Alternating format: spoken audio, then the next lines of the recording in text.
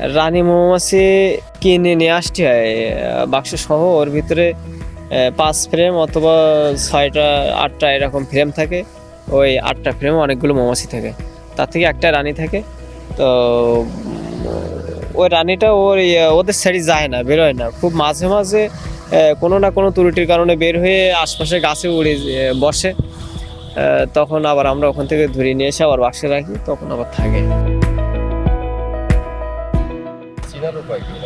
চেনার উপায় হলো সাধারণ মাছি থেকে ওই মাছিটা অনেক বড় এবং ও লালচে হলদি কালার মতো, হ্যাঁ, একটু লাল লাল মতো ভাব।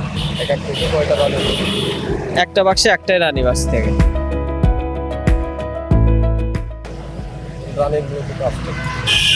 রানীর মূল কাজ হলো ওর সমস্ত চাকে ডিম দেয়া, মানে বিভিন্ন মৌমাছিদের কোথায় কাজ করানোর জন্য রাখলে ভালো হয় সেখানেই ওদের বলে দেয়, সেভাবে থাকে। মাঠে মাঠে থাকি, হ্যাঁ, মৌমাছি নিয়ে যখন যে এলাকায় ফুল থাকে তখন সে এলাকায় চলে যায়। এখন সরিষার ফুল আছে, এরপরে কালোজিরা ধনিয়ার ফুল ফুটবে, তখন থাকবো গোপালগঞ্জ। তারপরে ওখান থেকে যখন লিচুর ফুল ফুটবে তখন পাবনায় চলে যাব। পাবনার থেকে যখন সুন্দরবনে ফুল ফুটবে তখন আমাদের সুন্দরবন সাতক্ষীরা চলে যাব। এইভাবে আমাদের জীবন কাটে ঘুরে ঘুরে।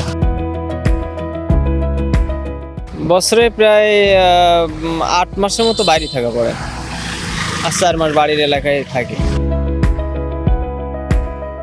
বাইরে থাকা তো জানেনই, একটা কষ্টের ব্যাপার। 1 লাখ টাকা এর ভিতরে ইনভেস্ট করা হয়, তো সে 1 লাখ টাকা উঠে আসে এবং সংসার চলে। সংসারের ভিতরে যে আমার বছরে প্রায় 60-70 হাজার টাকা লাগে আমার 6 জন মানুষের, তারও একটু বেশি লাগে। সেটা এর ভিতর থেকেই হয়। বাক্স সহ মৌমাছি অনেকেই মরে যায় একবারে, তখন তো ইনকাম হয় না।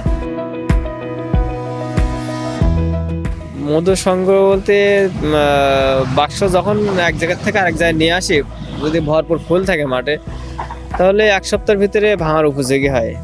তখন আমরা দেখলে বুঝতে পারি চাকের ভিতরে মধু কীরকম হচ্ছে।